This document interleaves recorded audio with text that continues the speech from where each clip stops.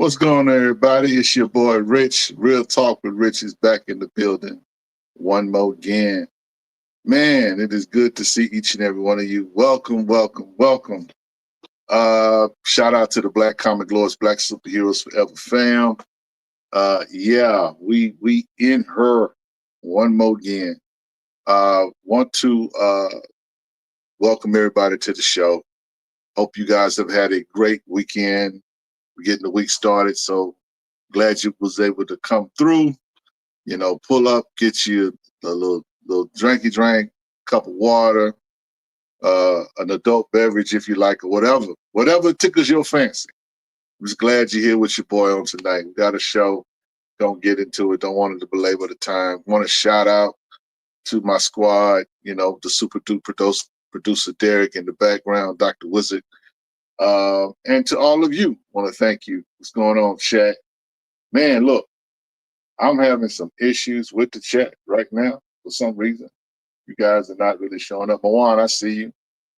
Jay Carter, what's up? John Fortune, what's good with you? So yeah, but man, look, while we're here, let's do some housekeeping. Please like, share, and subscribe. And tell a friend, tell a hater. We live on tonight, you know what I'm saying? If you're feeling a little generous, hit us with a super chat, you know what I'm saying? It helps keep the lights on and all that good stuff. Trust and believe it helps. So anyway, we got a show tonight. We're going to talk about a little bit of this, a little bit of that, some comic book talk. Then we're going to get out the street and get about our business, get the week started.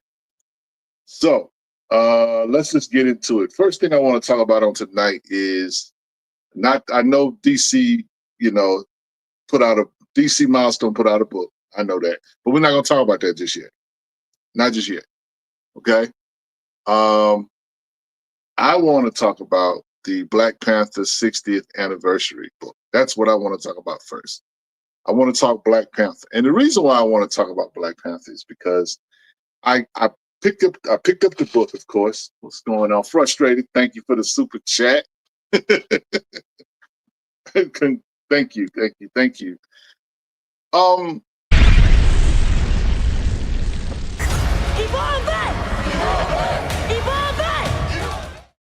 Yeah. So the reason why I wanted to talk about this book is because I finally got around to reading it.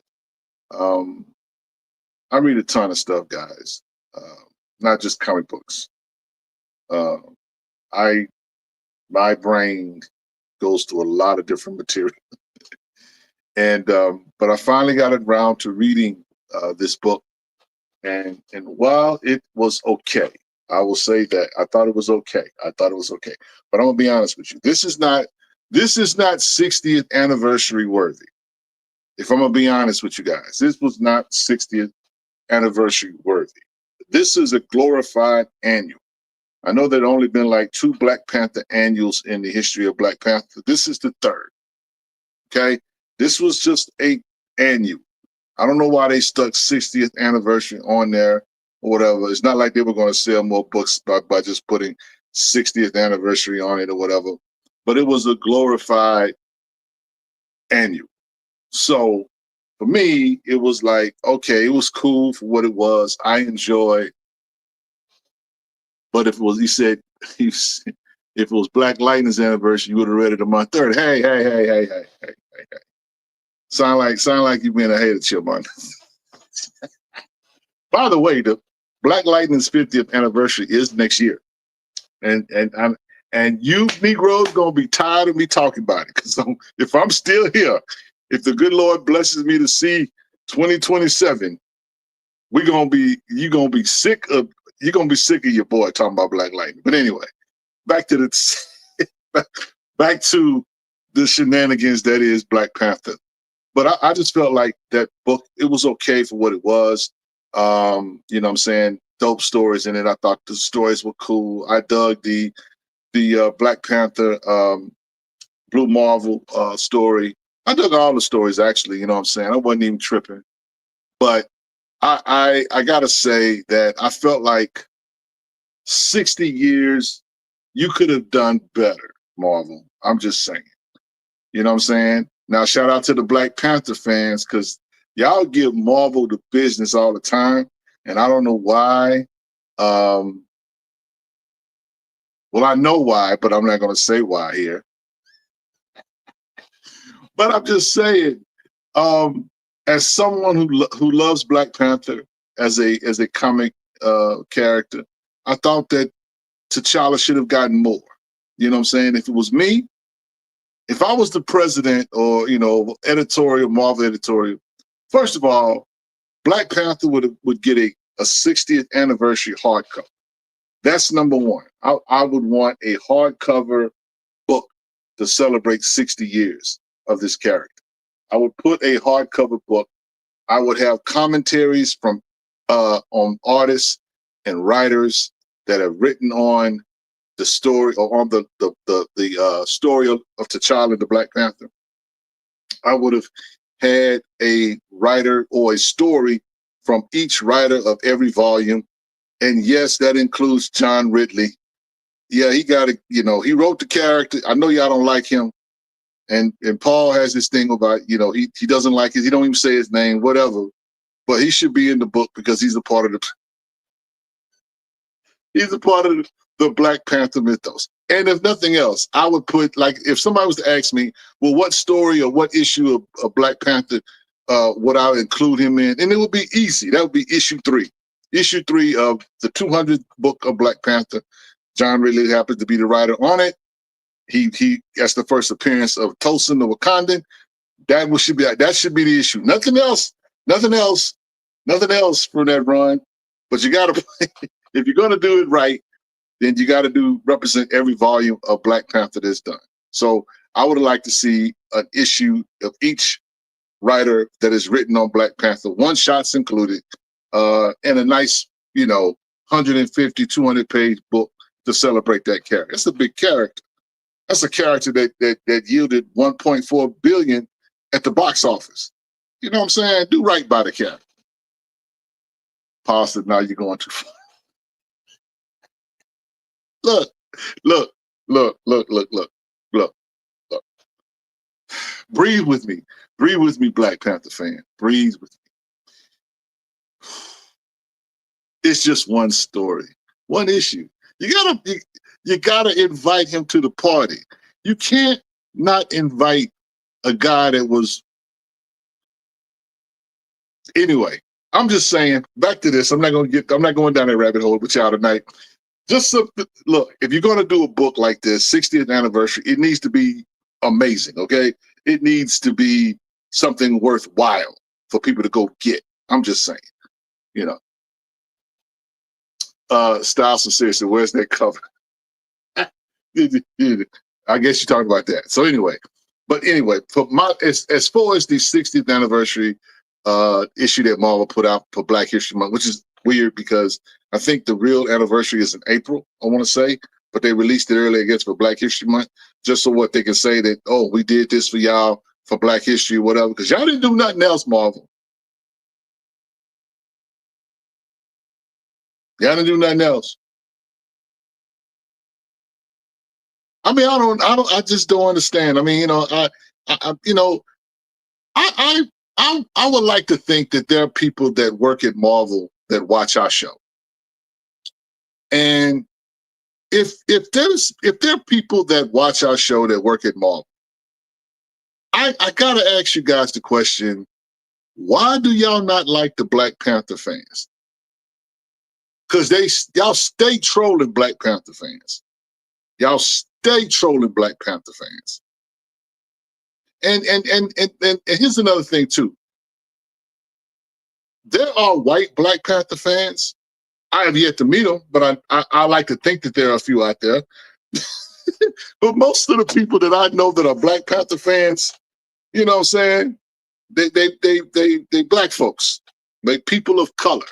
Okay, I'm pretty sure there's a few white Black Panther fans out here. Okay, especially with that thing that Christopher Priest wrote, Ketsuma, or whatever his name, Ketchup, or whatever his name is. But why do y'all do this? Y'all have a loyal, built-in cult following of that character and of T'Challa. Why is it such an issue? I don't understand it. And I guess I never will.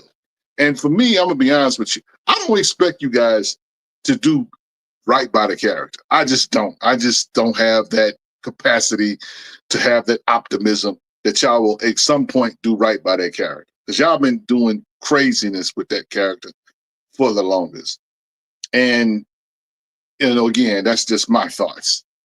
Bo Big with the super chat. Thank you, sir. What's good?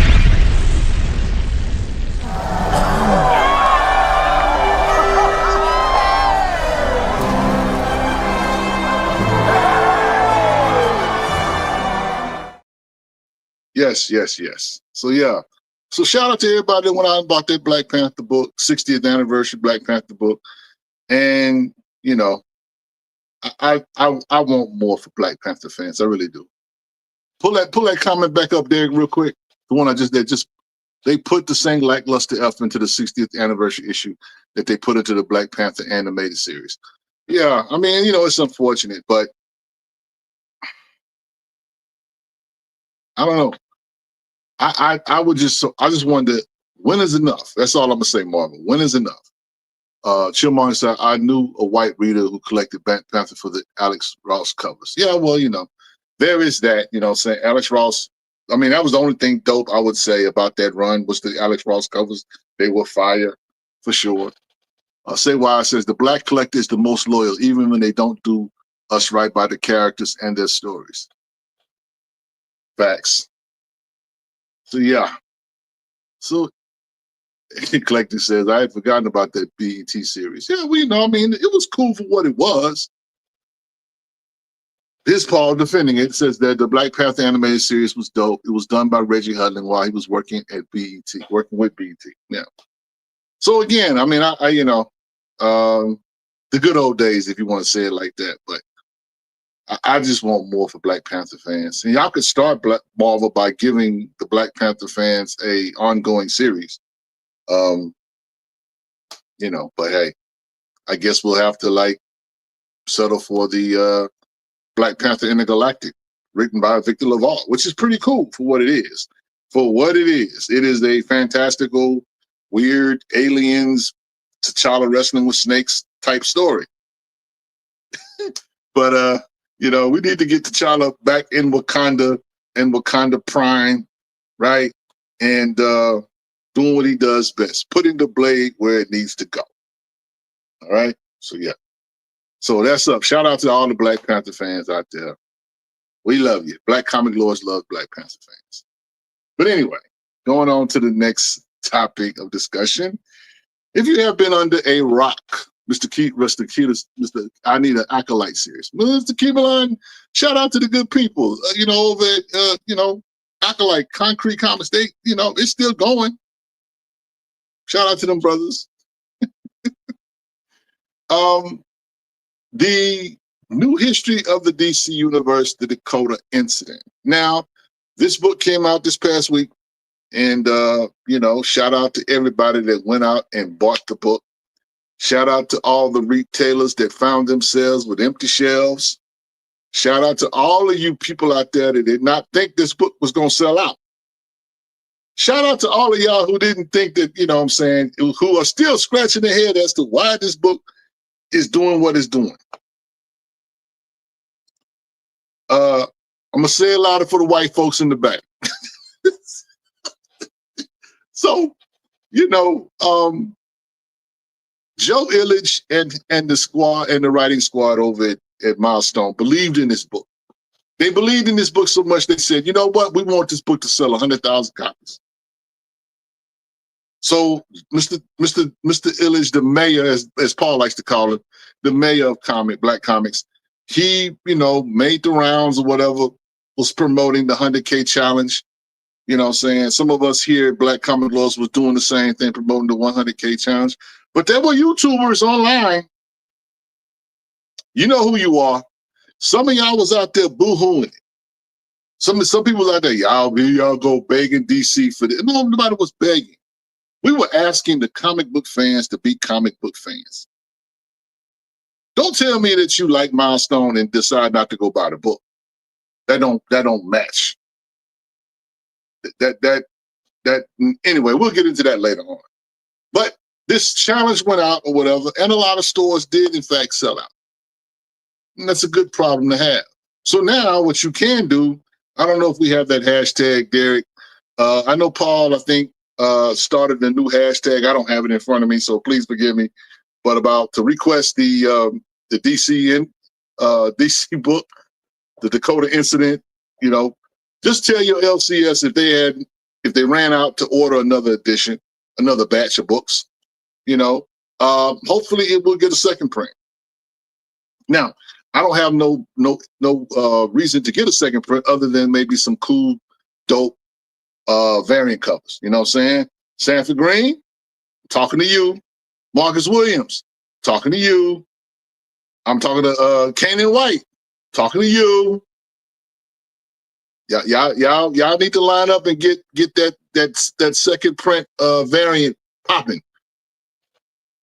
Yeah, here we go. Reorder the Dakota Incident. Hashtag reorder the Dakota Incident. Yep.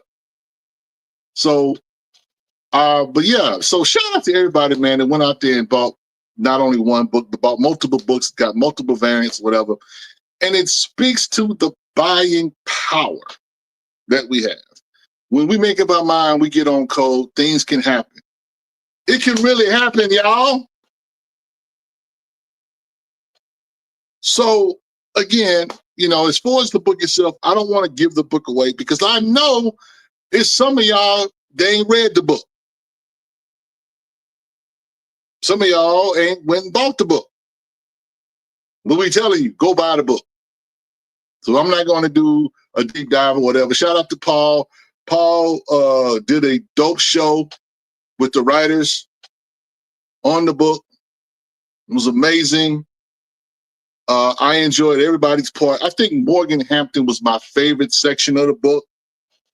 Shout out to my guy Black Lightning. He was in the book. That was a welcome surprise. I didn't think he was going to be in the book, but they put him in there for a hot second. He didn't suit up. He was in a suit.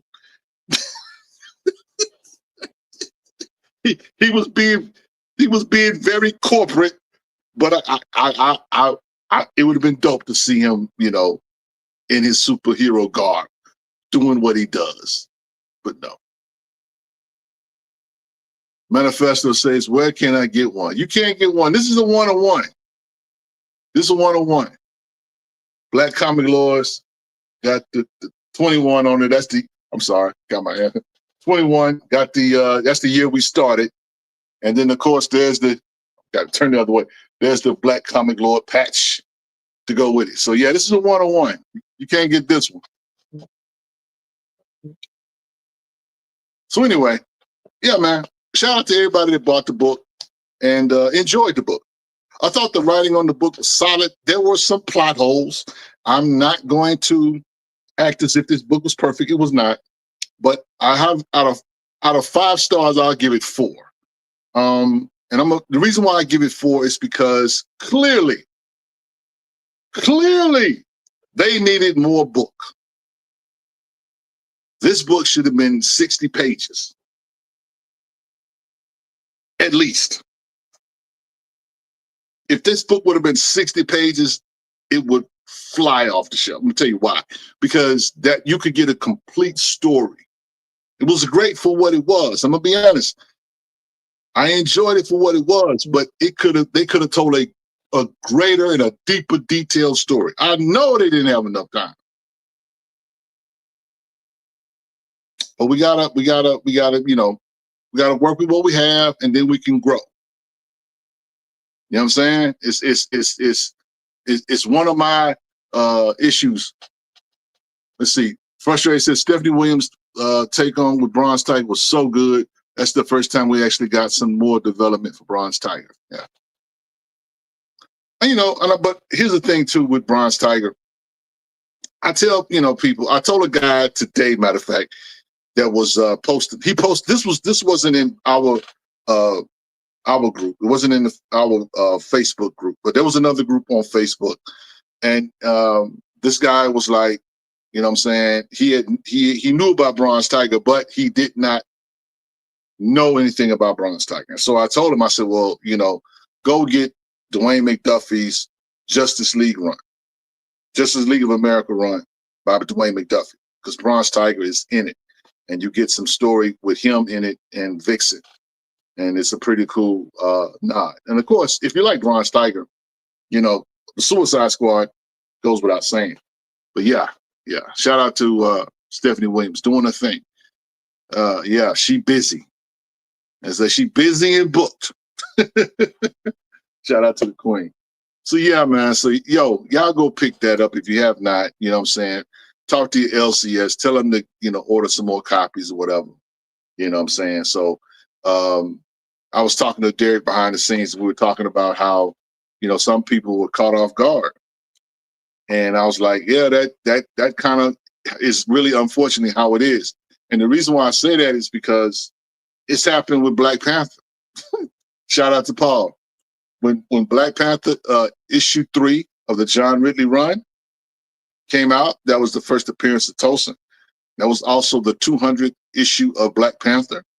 It went to a second print because it had to, because it sold out. Because the speculators, the greedy Gretchens in the comic book community, they were like, why can we didn't know nothing about this book? Well, sometimes they pay attention. It's good sometimes to pay attention to Black people. Because we were talking about it. Not a whole lot of other places were talking about it. As Paul hated that run, he was still talking about it. Oh, man. I mean, you know what? Just for giggles, I am going to go back to the Black Comic Lords database, and I'm going to find the shows from that time when that run was out. And I'm going to work tomorrow. I'm going to go to work tomorrow, and I'm going to just play clips of the John Ridley era of Black Comic Lords. What a time. What a time. What a time. Yeah. So anyway, but yeah, man, it was a great story. I just think that they needed more. They needed more pages. It's clear to me that they could have told. It was a dope story, but it would have been amazing if they had the pages to be able to tell the story. And I know it had to be frustrating to try to put that book together because they could have did so much more, and they gave us a lot for what they had. But I just feel like it could have been a bit better, only because again they had a budget. They had only so many pages. You can only say so much. You only can do so much. It is what it is. Orion said Static Batman Beyond also went to second print. Unfortunately, it did not have new cover art. Yeah. I mean, to me, if we get a second print, it better be some different cover art. I'm just saying. I would like. I'm just gonna say it like this. I would like to see different artists. Nothing wrong with the cover A. I would like to see more. So, Chillmonger says speculators by comics. Mareva is utilizing them with the first appearance next month strategy. Yeah, well, you do what you got to do to stay in the game. At the end of the day, it is a game. It is a business. It is a comic book business. We're going to talk about the comic book business in a bit. So, matter of fact, Derek, take us to commercial. When we come back, we're going to get into tonight's discussion in regards to, the thumbnail. Power concedes nothing without a demand. We'll talk about that and all the shenanigans of being a comic book consumer in Black spaces. So we'll be right back. Stay tuned.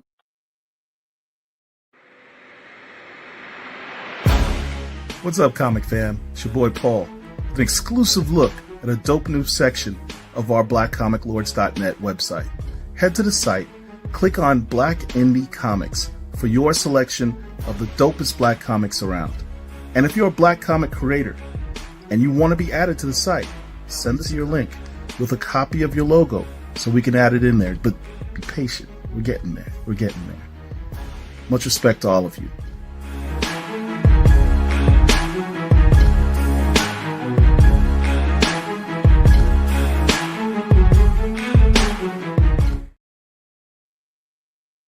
All right, we back. So that was too quick. I was making some notes here. But anyway, yeah. So tonight, guys, you see the thumbnail. Power concedes nothing without a demand. For those who do not know, that is a quote or a excerpt of a quote from Frederick Douglass. Frederick Douglass said this back in 1857. 1857. And I'm going to give you those. I'm not here to give you guys a history lesson. I'm going to pull the Herschel card. Google it. Okay. Suffice to say that in that particular speech is also the other quote that people like to say sometimes: without struggle, there is no progress. Oh, yeah. No. Yeah. So anyway, you know what I mean. Have a singing moment. So let's see what. Pull that back up. Cartridge taking his notes. Yes. I ain't as sharp as I used to be.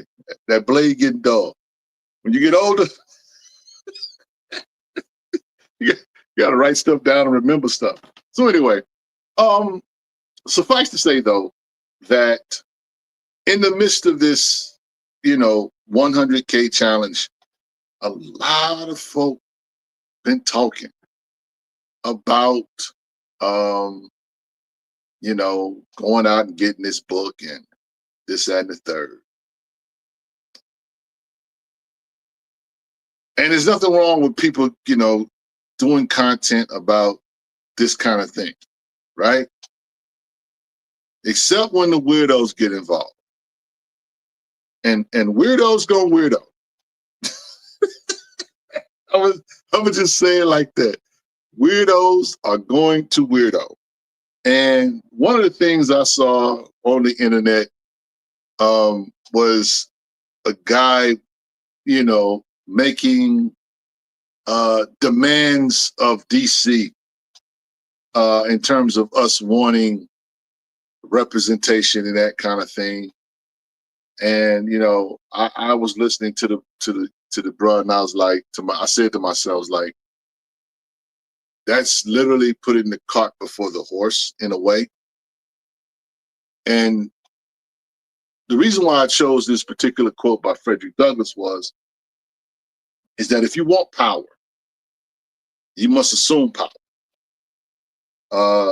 You must support those that help deliver that said power that you want, that said representation that you want. You got to deliver on that. Shout out to Brandon Easton. Brandon Easton did a video, I think, yesterday.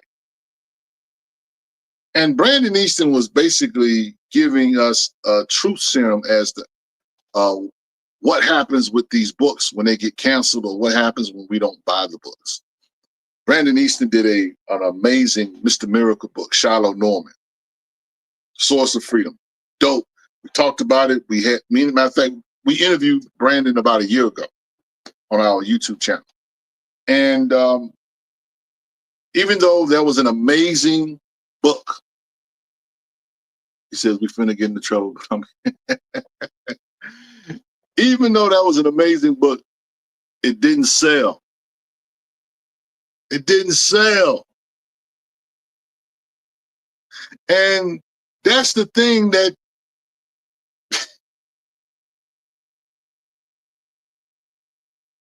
ladies and gentlemen, boys and girls, you cannot ask for representation. You cannot ask for it and don't act upon it.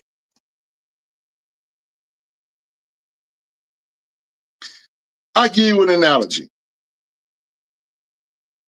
Let's say, fellas, put that back up there. Brandon punched them complaints in the face. Yeah, he did. Let's say, fellas, you digging on this girl. You looking at her every time you see her. You looking at her. You know what I'm saying? You hoping to catch her eye. You hoping to catch her eye. You're hoping that she would just give you some time, the time of day. You really just kind of like, you're going over in your head what you want to say to her.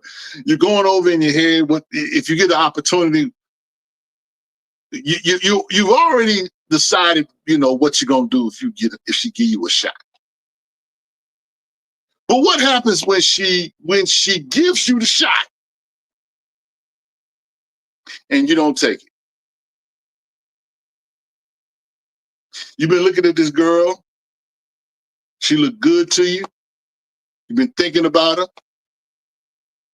You've been distracted. You've been just wondering what it would like to be with her. And she gives you the shot. And you don't take it. And you miss 100% of the shots you don't take. So when people talk about representation, I kind of see it that way. Because, and I know here's when weirdo's weirdo. Well, I'm not a Mr. Miracle guy. I don't even know who Shallow Norman is. Get a clue, read a book. Learn the history of comics. Learn where you got your fandom from. Learn the history. Learn the history of Marvel Comics. Learn and find out why T'Challa is the Black Panther and why he's the dope character that he is. Learn about Black Lightning and why he's the dope character he is on the DC side. Do the knowledge. Do the knowledge. But you got to start from just saying, you can't get representation and somebody puts it out there for you and the artist or the writer get their heart broke because the folk you were doing it for didn't show up.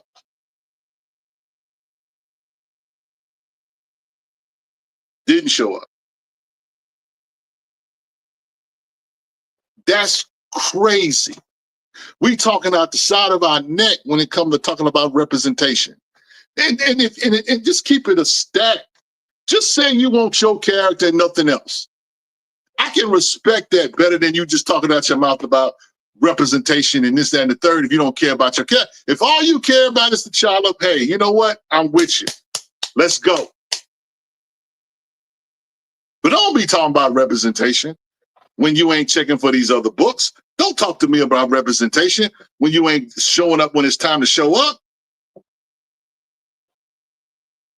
And this is a hobby where you got to have some bread. Got to have some bread to be a comic book collector.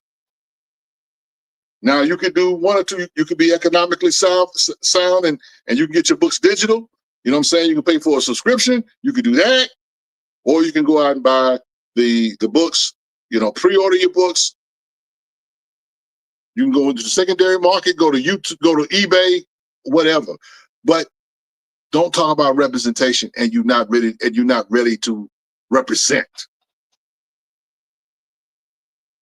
Now, the reason why the Milestone book did what it was able to do, because one, Milestone had a reputation. Two, Milestone had a fan base that's been built into this comic book thing for over 30 years. Three, people know the importance of Static and these other characters.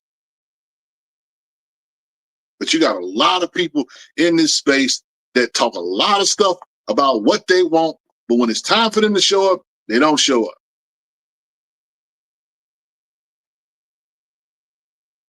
It's frustrating.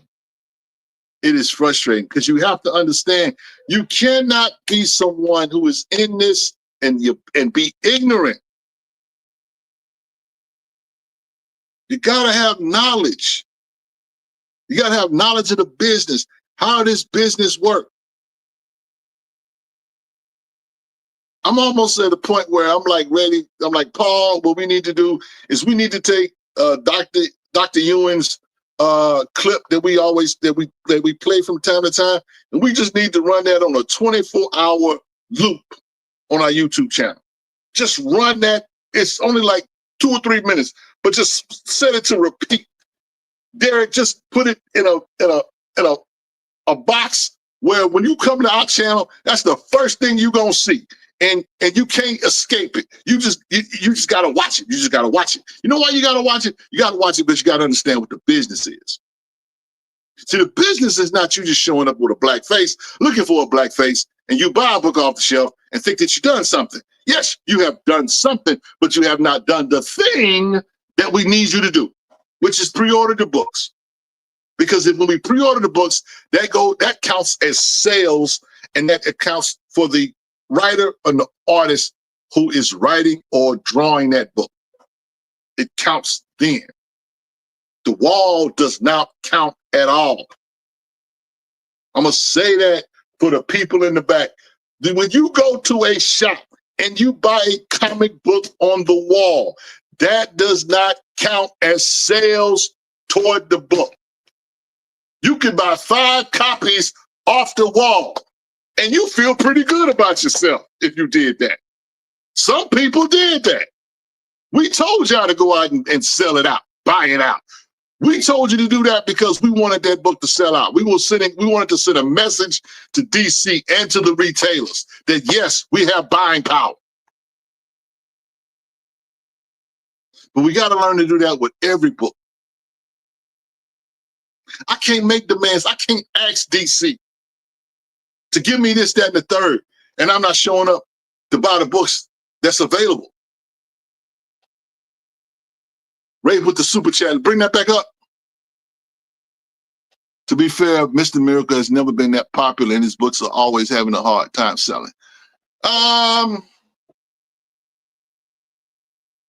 Rafe, I'm going to chalk that up to the fact that some people don't know Mr. Miracle.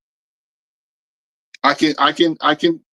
That is a fair point, but I'm not letting the black comic book community off the hook, because that's the problem with us. We only see, when it comes to Marvel, we only see Blade, we only see Miles, we only see Black Panther. We don't see the other characters. We don't care about these other characters. It's all we see. We like this. When it comes to DC, the only black characters they see is Jon Stewart. Every now and then, Blade. I mean, every now and then, who else? Jon Stewart. Pretty much Jon Stewart, Black Lightning. Every now and then, Vixen. But there's not a whole lot of people checking for anything else other than 2 or 3 characters. Paul said it the other night. We know this to be a fact. DC got more black characters than Marvel. That ain't cap. That's facts. But why is it that only a few people can name a handful of characters at DC? Because we are a immature, and I hate to say this, but I'm going to say it because it's the truth.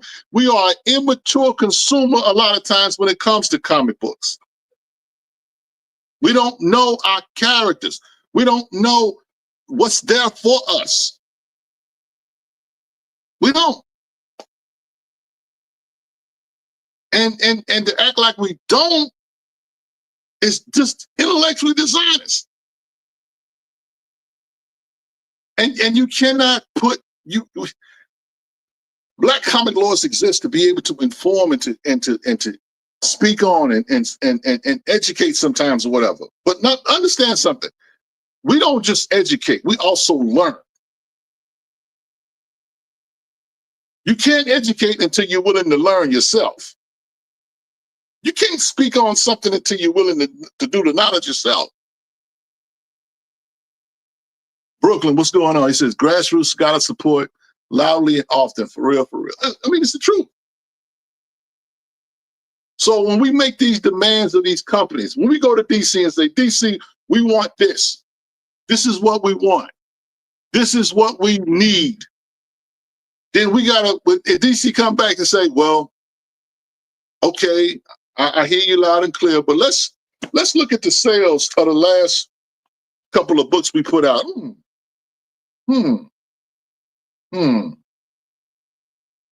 Okay, the first issue that, there was a book out had black characters in it. Okay, when it sold 12,000 first issue. Second issue went down to 9,000. Third issue 3,000. By that time, by the third issue, they like, you know what? Cancel that. We out. That's why we can only get, most times we can only get mini series now. They're not playing the long game when it comes to, they're not playing the long game when it comes to their own characters. The only characters that get a pass is Batman, Wonder Woman, and Superman. That's it. Everybody else, and Marvel included, miniseries, long-term issue. Because think about it. Spider-Man has been started up twice in, think, the last 3-4 years. X-Men. X-Men's been getting a number 1 for the last 3-4 years. There's no continuity. I mean, it's. Let me see what we got. Hype Style, think with Super Chat. As a Gen X, a lot of a Gen X fan of comics culture, is some wild attitudes now. Some folks think that they burn everything down is the only acceptable solution. Yeah, unfortunate. Thank you for the Super Chat, man. Let's go! Let's go!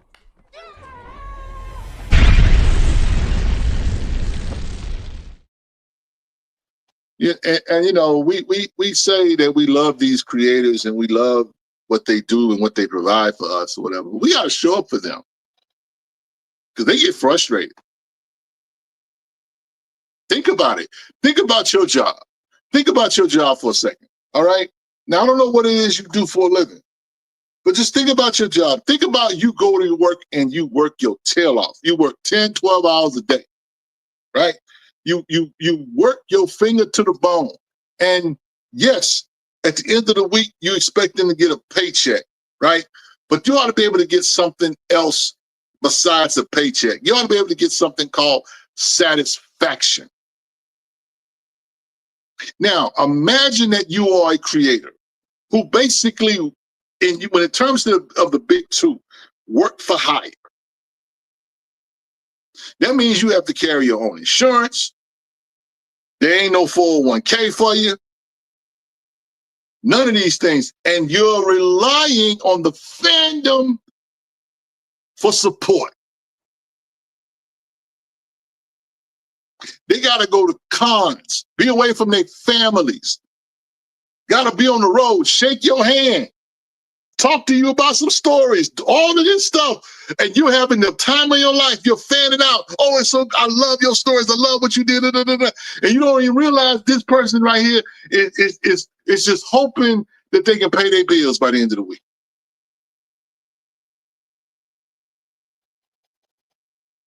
Chillman says, well, I'm 100% behind you, Rich. That's literally how the numbers work. When we see an issue of number 6 of Mr. Terrific, wasn't even ranked in the month's top 200, why would DC be compelled to launch an ongoing series?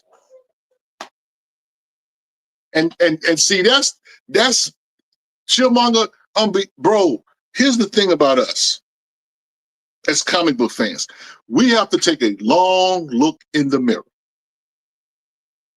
And I don't think we want to do that.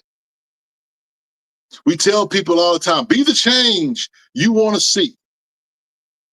But people don't like the change. People don't want to change. And it's just the nature of the beast.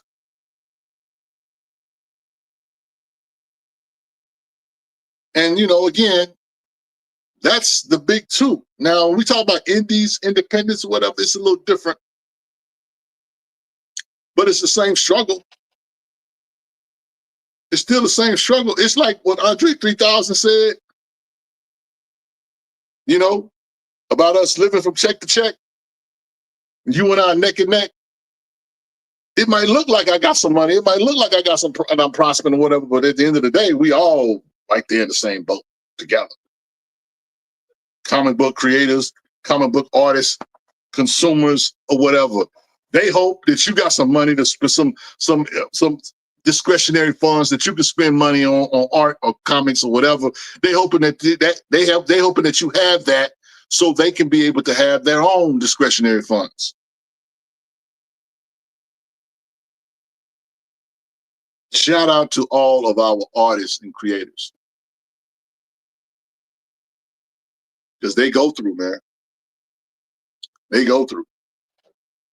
And so one of the things that Black Comic Laws is trying to do is be an advocate for not only comic books and comic book characters, but artists as well and writers as well. We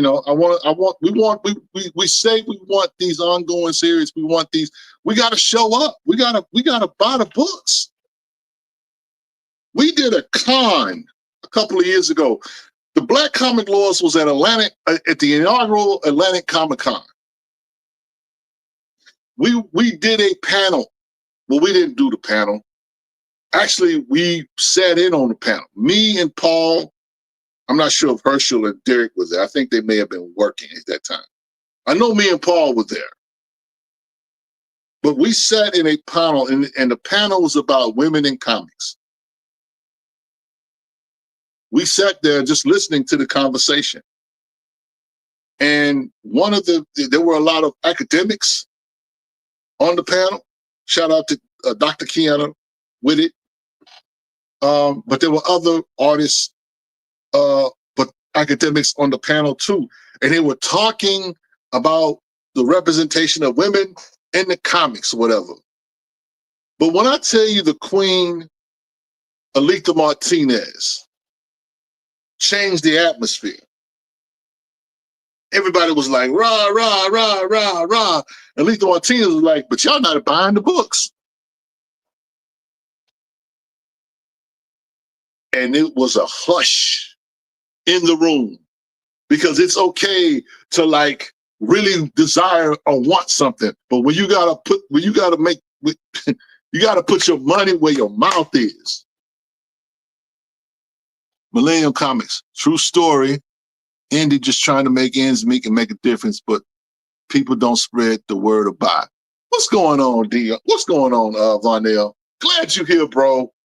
Man, I'm gonna call you, bro. I'm gonna call you. That's all I'm gonna say. But thank you for the super chat. Let's go, Derek.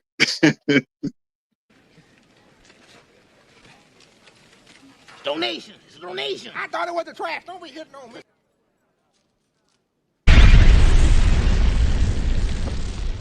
Thank you.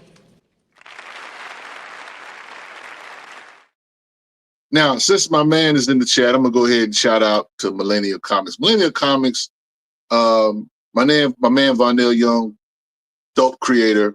Met him at Atlantic Comic Con, matter of fact. But he has a comic book, Delta Dogs, about 7 cousins going to a family reunion and getting down with some superpowers. What's blacker than that? Okay? We talk about we want representation. We want black love. You know how it is with you when you with your cousins and y'all hanging out and doing whatever, you know what I'm saying? So Millennial Comics is a company that gives us that representation.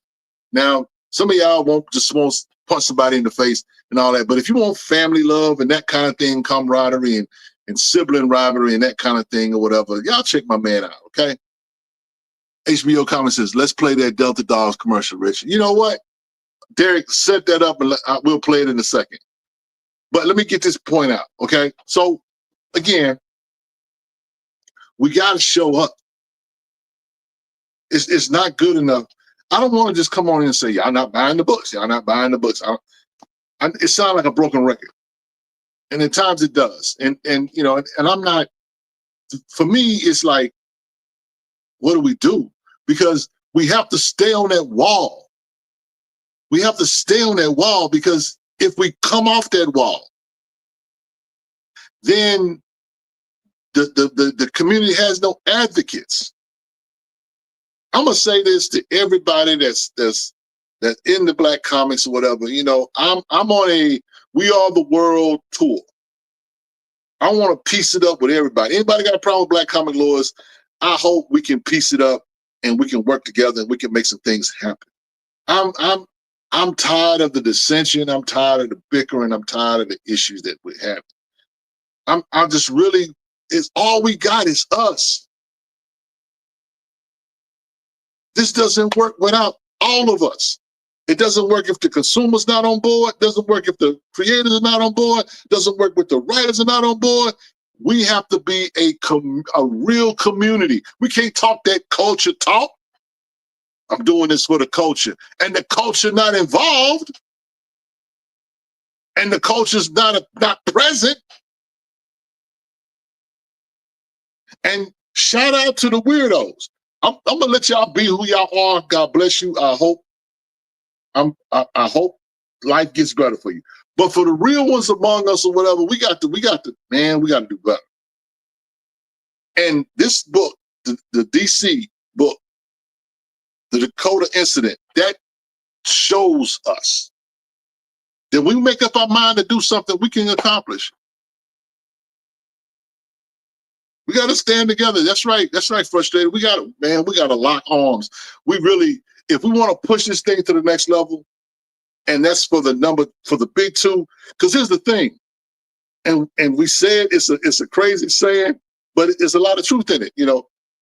A rising tide lifts all boats. So for the independents out there, if people can get on board with the big two, whatever, then you got to know that you're gonna sell some books along the way as well. And a lot of times people say we're not doing enough. And guess what? We can't be all things to all men for all seasons, okay? We can do what we can while we're here, what we can. We're all folk that's married, got children, got businesses. We can't prop everything 24/7. But this is the biggest problem with the pre-order process. People don't want to risk ordering a book and it ends up not being well written or the art doesn't match the cover. That's why they wait for the shelves to cop. Well, guess what? Risk reward, it is what it is. Listen, I'm gonna tell you something. As a collector, I know that probably 75 to 80% of my comic books are not worth a dime. It's the truth. I buy a lot of comic books. A lot of us in here buy a lot of comic books. A lot of us know that our comic books are not worth a penny. That's the nature of the business today. Now, we have some books that have a little value to them or whatever, and you have to keep them in good conditions so they grow over value with that in time.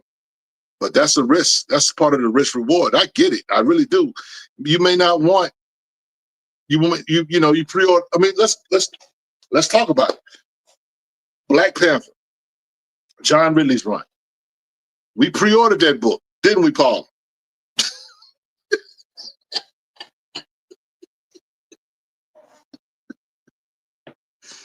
Now, hold the truth hostage. As a comic book publisher, the main issue is pricing, production, promotion. 10, 25 for digital, 15 to 50 for a single comic book issue. That's what's destroying the black indie. Well, I'm gonna say this about that. Y'all ain't gonna like it, but I'm gonna say it. I will say this. Say what you want about Eric July, his politics, the cost of his books. But what you can't say nothing about Eric July is that you don't get a full volume of story when you buy his books. His books might go for like 35, 40 bucks, right? But you get a whole volume of story. When you're paying $3.99, $4.99, $5.99 for a floppy, and it takes like 5 to 6 floppies to get a full volume of story. I wrestle with that because that's just the nature of the beast in the industry. Black Spider says, I can't afford 15 or more for a single issue. I get it, bro. I get it. You gotta listen. It's like anything in our lives. What we want, we save for, that kind of thing. And here's the thing. There's no perfect. I don't pocket watch when it comes to nobody, whatever. And if you can't support like that, I get it. You do what you can. I'm gonna tell anybody that if you don't have the bread like that to pre-order certain books or whatever, I get it. I understand it. That goes without saying. I'm not going to tell you, don't pay your car note or whatever for these comic books. I ain't saying that. Don't put that on Rich's head. Don't put that on me. I ain't putting that jacket on you. Well, what I am saying is that in the pre-order process, depending on who you go to, I think Midtown Comics is one company or whatever. You get a discount on books that you pre-order. There are different ways. You may have to do some research to get the best prices to get what you want, but there's avenues to go down. And I'm not saying, going back to my original point about Eric July, if you can't pay $30 for a book or whatever, then that's not the time to go get your book. Because I'll be honest with you, when ISOM first came out, I didn't buy ISOM because I was like, I ain't paying $30, $40 for that. I don't know. I don't know if I'm gonna like it. He had a sale one day. He had a sale, and I got that ISOM for like $10, I think, the first issue. So you have to sometimes do things like that. And again, Black Spider, I want you to understand that that's not everybody. That's kind of the exception, not the rule. You know what I'm saying? A lot of us spend a lot of bread. I know dudes that spend tons of money on comics. I complain about the money I spend. I know guys that spend double that every week. And I'm like, go ahead with your bad self. Now he says, I'm going to tell y'all my cheat. I pre-order the black titles and get the white ones off the shelf. Sound like a plan to me. So I can't be mad at that. There's ways to do everything, guys. I mean, there's more than one way to skin a cat. And I know that it's not a one solution. Everybody's finances, everybody's thing is different. I get it. I do. I really understand that. All I know is that when we say that we want these things, we got to be willing to invest. We got to make the investment. That's the biggest thing. If you say you want this, you want these books, then you got to make the investment. If you can't make the investment, then you don't play the game. It's that simple. And call it what it is. It's capitalism. It's not personal. It's just business. That's a part of the business. If black people are going to be in this business, if we're going to enjoy the fandom in this business, this is how we have to do it. We have to pre-order. Now, when it comes to the indies, let me just say this. When it comes to black indies or whatever, relationships are critical. When you buy a book from an independent black creator, there's a level of grace and trust that you have to employ. Because this is somebody that is not from the big two. This is somebody that may have challenges. And you have to bake that into your mind when it comes to it. You can't expect to get DC or Marvel quality from somebody just getting started. Now, if they can give to that, more power to them. But a lot of times they're not able to do that because they don't have the resources to be able to do that. So you have to make the investment in them. Millennials. He says, have a good stream, man. Got to get up early. Thanks for always fighting the good fight. Be blessed. Respect, brother. Thank you. Derek, hit us with the super chat. Thank you, brother.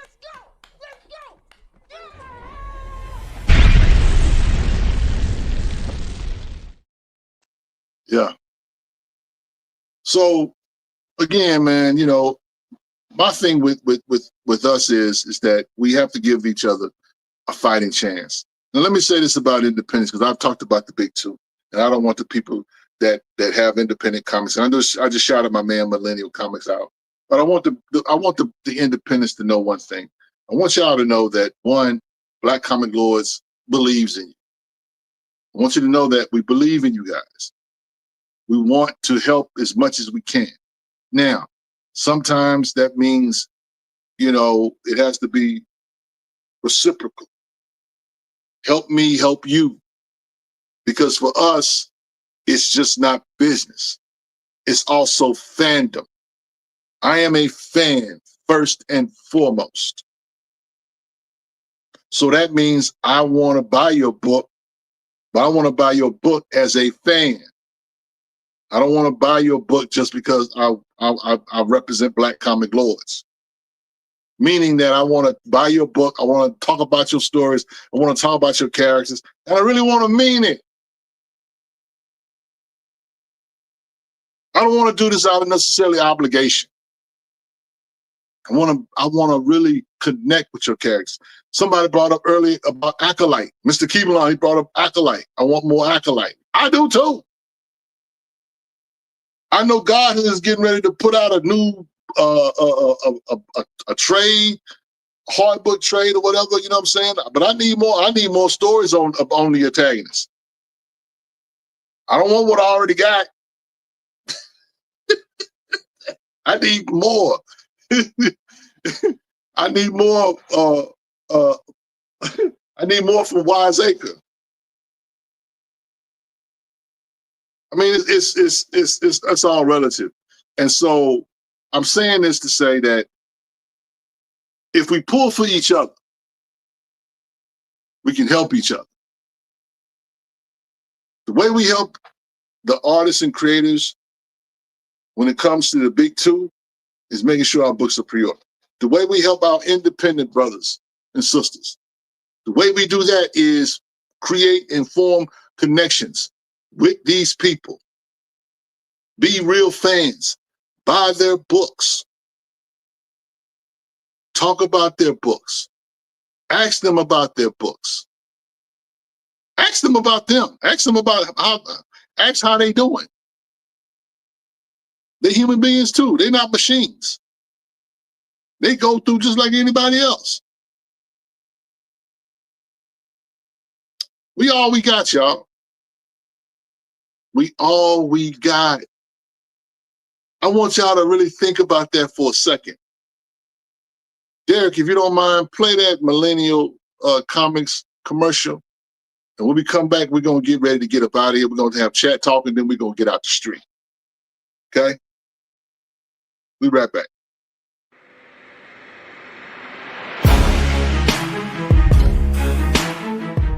Here's our Black real estate in comics. What do I mean? Let's check out Black Panther.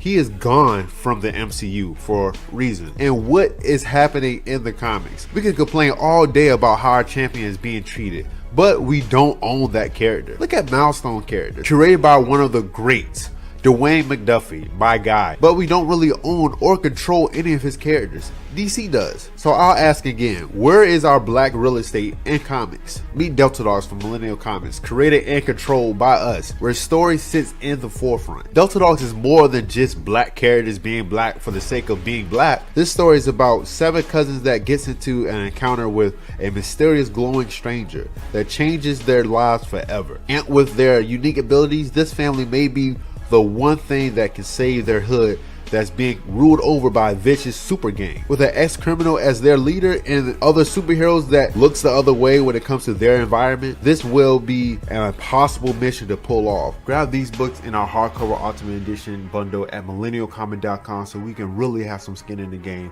when it comes to the comic book industry. Keep doing y'all thing, Black Comic Lords. Peace.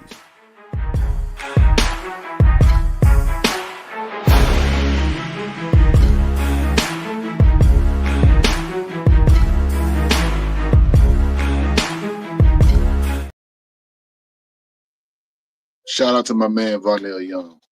And Varnell's been doing this a while, guys. He has over, at this point, I think over 24, 25 issues of his comic. He's got his books and his collections in hardback volumes. If you want something different, something dope and cool to read, Black love, Black family love, Millennial Comics, baby. It is what it is. Frustrations wise, they could just drop City of Demons. Yep. And see, that's the thing too. We need to be in the know of what's going on. What's going on, Jeffrey Thorne? Thank you for the super chat, my brother.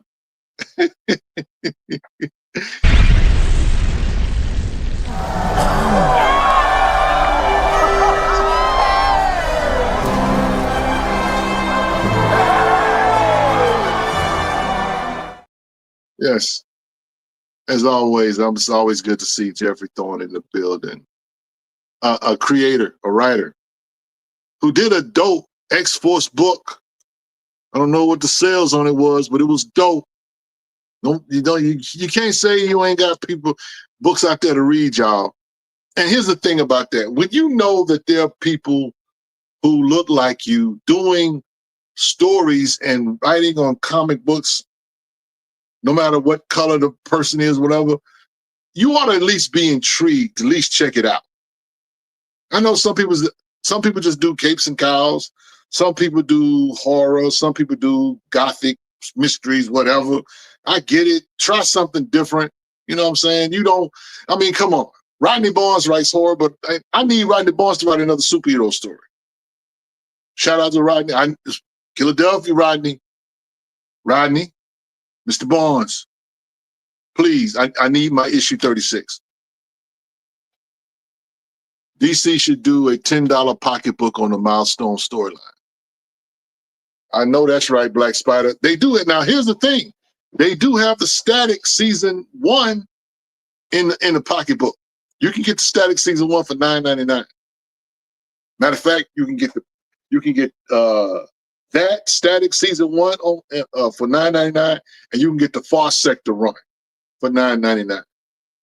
So those are two black titles that DC did put out in the short pocketbook editions. I got to go get the Batman Court of Owls. That's the one I need to go run and round. Don't miss it here. Look, I mean, you know what I'm saying? I'm on my Issa Rae stuff tonight. I'm voting for everybody black. I'm just in the pew nod, man. We got to support one another. We really do. We can't just say, I want this, I want that, I want black cred. Man, they there. They hidden figures. But we can't be lazy. This is a hobby. Let me say this about hobbies, okay? Now, there are people in our hobby that are next level with their hobby. I know cats who collect, right? And I know guys that are collectors, okay? I know some real collectors. I'm talking about guys that go get the first appearance of the first skillet on the first plantation. they got the books. They got the history books. They got the real stuff. Me tripping about getting, the first appearance of Waylon Jones is one thing. But to know that there are people that have books that, in terms of the first time you saw a black man depicted positively, there are people on that level that collect Golden Age books. There are people, there are levels to this thing, right? But what I'm getting at is that no matter what level you're at, there's some work involved. There's some investment that's involved. Thank you for the super chat. Respect for hosting this and speaking on things. Truth is, we blacks need to work based on us and the standards, not those outside of us as a standard. I 100% agree.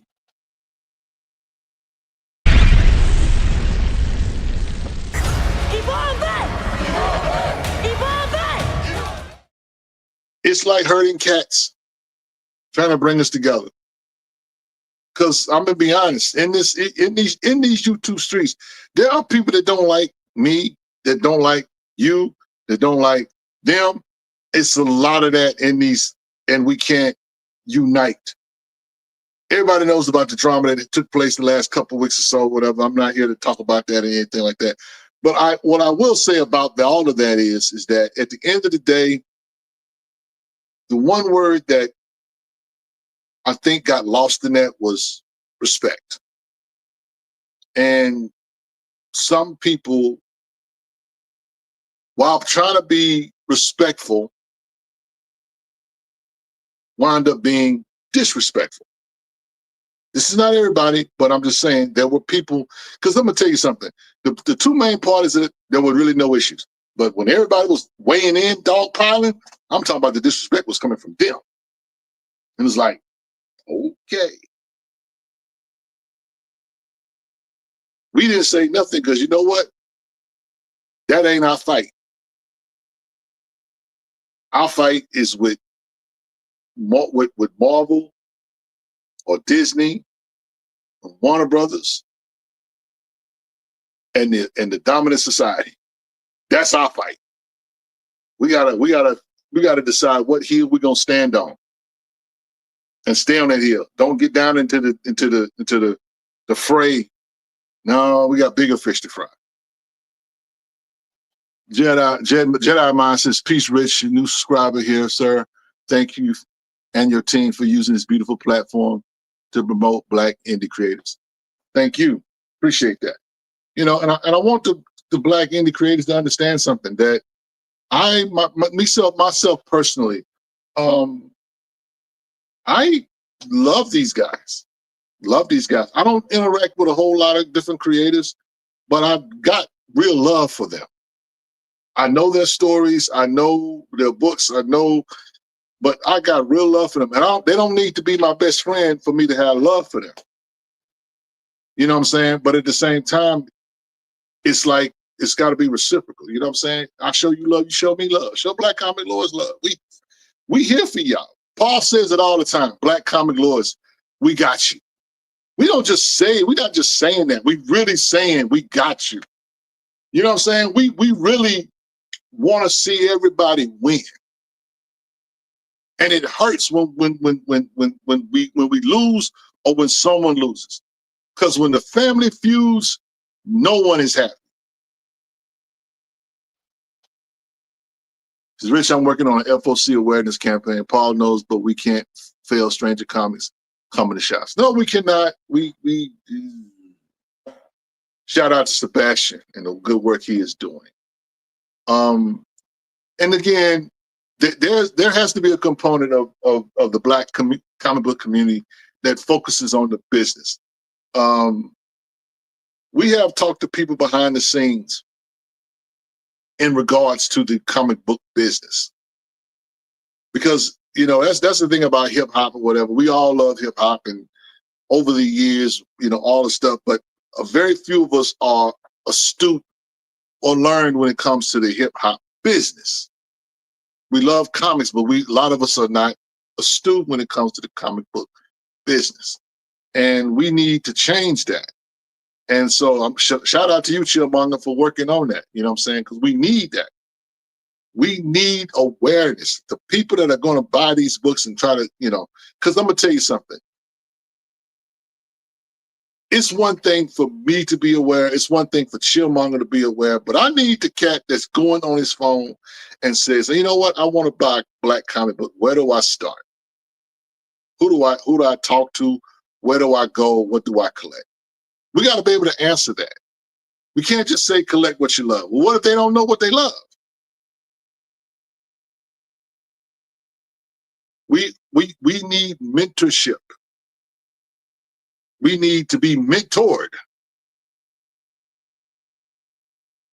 We need each other. That's all we got is each other, y'all. For real, for real. We need each other. We need each other. H&H Comics says, be sure to pre-order The Untamed from your local comic shop. Be sure to make sure they know there's a movie on the way. Yeah, do that. Don't tell them too loud because they'll try to raise the price of the book. You know, there is that to continue with as well. And we're going to probably do a show at some point, or I'm going to do a show some point talking about the comic book shops. Because God bless you if you own a comic book shop. And God bless you if you're doing right by the people. And God bless you if you're trying to hurt the people, because I'm going to expose it. I've been to a shop or two. I know some of the stuff that these jokers pull, especially when it comes to our stuff, especially when it comes to, you know, us having to pay more for our books. Yep. We're going to talk about it. You do it, we're going to talk about it. So anyway, that's all I got for now. We're going to do a little bit of chat talk and we're going to get out of here, man. So what you guys reading, what you want to talk about, what's been going on? You know what I'm saying? I've been reading, shout out to Stephanie Williams. I just finished reading the last issue of Temporal. I enjoyed Temporal. Temporal was a fun read. You know, if you're someone that likes time traveling type things, but you let's be chill. And what I mean by that is if this ain't Temporal is like a fun comic book, time travel book, you know, but if you're looking for deep scientific, it's some of that in there though. She incorporates a little bit of that in there.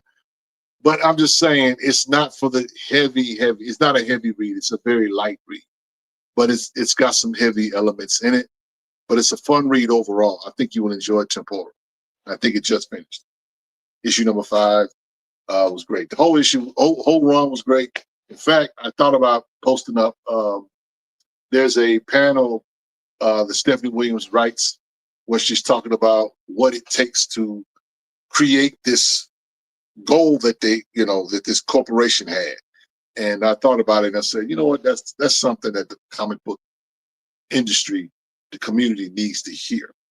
Because it takes all of us. It takes a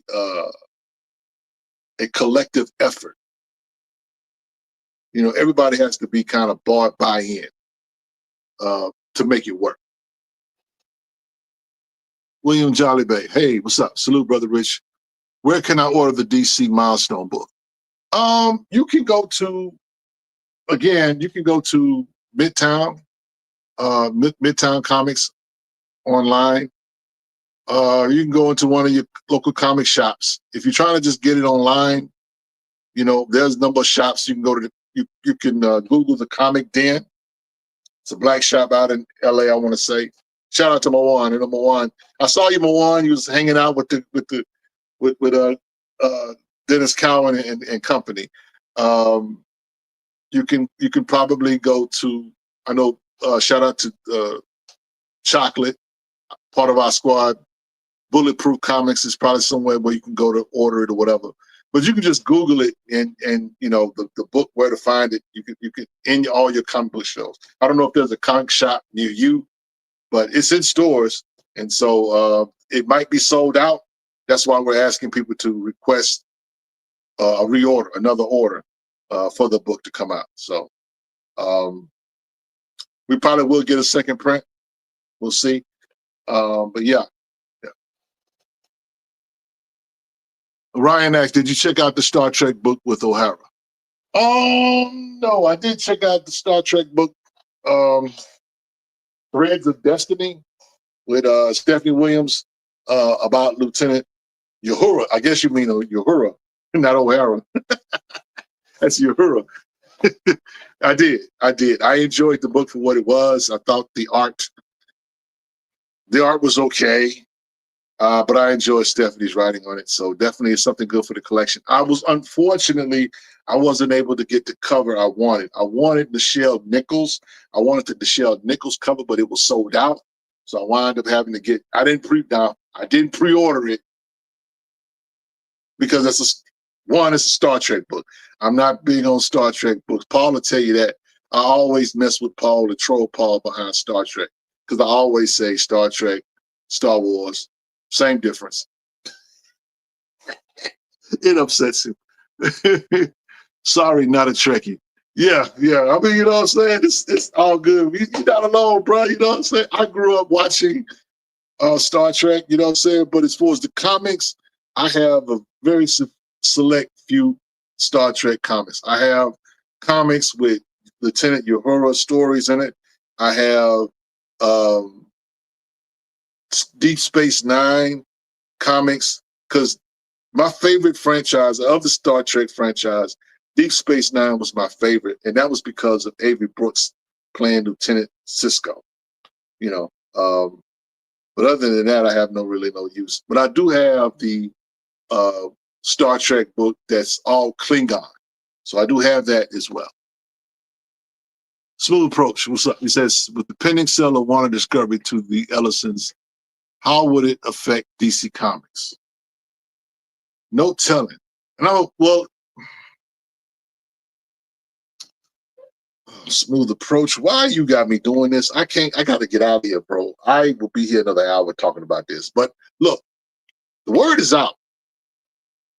DC is going to be very bright. Very bright. Matter of fact, very bright. Matter of fact, let's just call it what it. Very white for the upcoming for the upcoming foreseeable future. There are no black titles on the list. No black characters on the list. DC is going to be very pale for the foreseeable future. So what I'm saying, Smooth Approach, is that the sale is not going to affect DC when it comes to us. Because they gutted DC when they had the last buyout. When the Static movie was on the docket, they did away with that. They quietly did away with that. They didn't make a lot of noise. I think that people are still hanging on to bated breath for Michael B. Jordan to do a Valzar movie, but I don't think that's going to happen. So I don't think much is going to affect us. Yeah.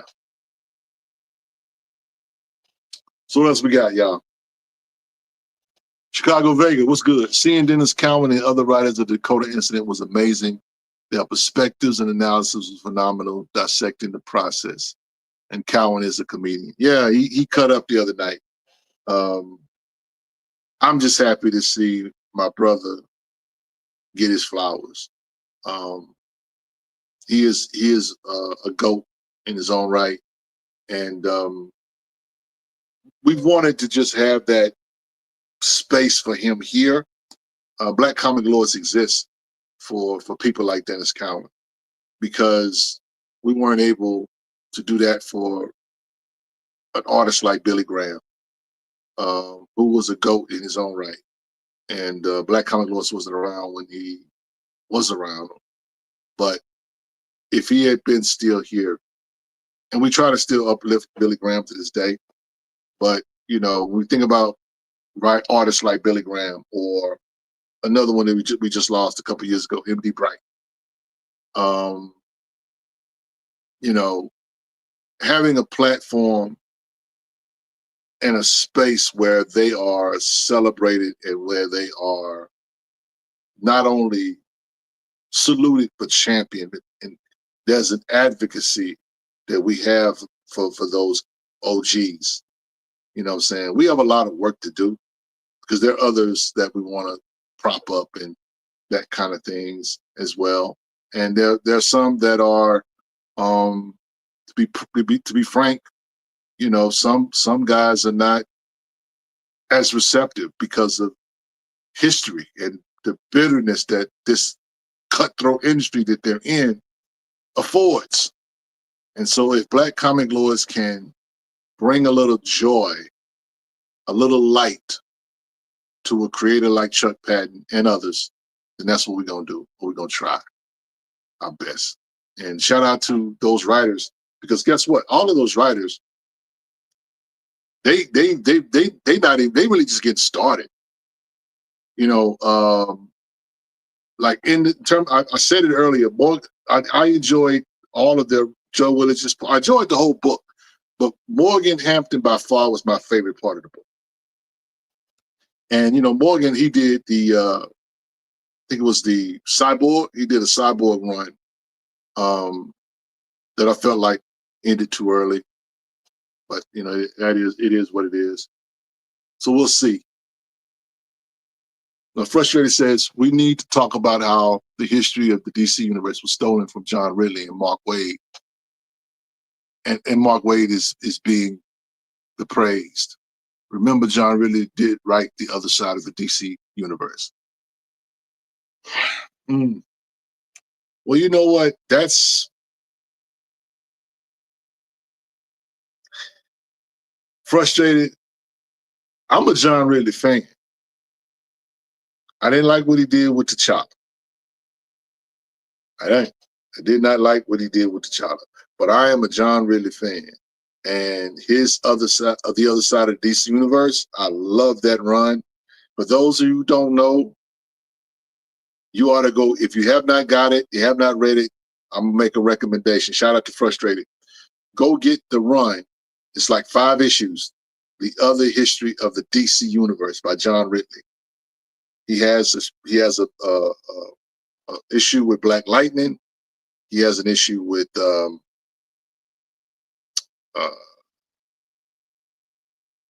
Question. I'm losing a thought on what her name is. Katana from The Outsiders. Mal Duncan and Bumblebee. And I'm missing one. But yeah, go get that. Y'all should go read that. And the thing about that book is it's not the typical comic book. It's actually like almost a comic book, but it's in a documentary type style. You know, there's no action in it. It's just basically these superheroes talking about their history in the DC universe.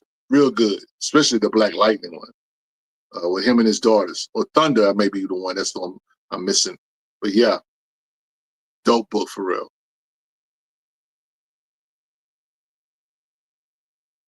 So, yo, look, we're going to go ahead and get out of here, man.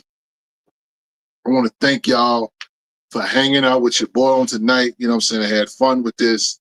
Kind of a heavy conversation, but I tried to make it as light as possible. You know what I'm saying? I want everybody to know that I love you in the spirit of this fandom in terms of my thoughts. You know what I'm saying? I'm not fussing at anybody and saying, go buy the book, go buy the book. I'm not trying to do that. I just want us to understand that if we're going to be serious about the representation, we're going to be serious about the iconography, we're going to be serious about all of this stuff, then we have to make personal investments in what we're doing, whether that be through pre-ordering or going above and beyond. And I didn't get a chance to really make that point, was we have to kind of work with this being a hobby. You have to work at it. You have to work, you have to research, you have to do the knowledge to be able to enjoy this hobby and maximize the efforts, or should I say, maximize the fruit that's in it. There's a lot in this hobby just between these pages. It's a lot there, but only whatever you put in is what you get out of it. At the end of the day, no deposit, no return.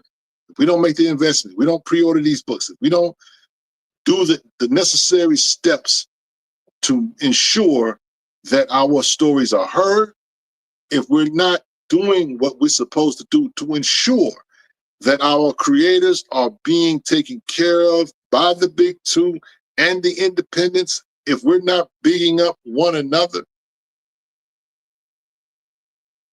helping one another, I need someone to help me, help them. And I need you to help me, to help you. We all we got. So let's just do right by one another. You know what I'm saying? Jedi Mind says, I appreciate you, sir. I knew I was a fan of your platform when I saw Sebastian on the channel. Met the brother a couple of times out here at LA Comic-Con. Definitely pushing for a salute. Absolutely. So, yo, I'm going to hit you guys with the benediction, and we're going to get out of here. The benediction comes from Proverbs, the 13th chapter, verse number 3. And it says, the one who guards his mouth guards his life. And the one who opens his lips invites his own ruin. From the stronghold that is Black Comic Lords and Black Superheroes Forever, it's your boy Rich. Till next time, we say peace. We see you when we see you. Good night.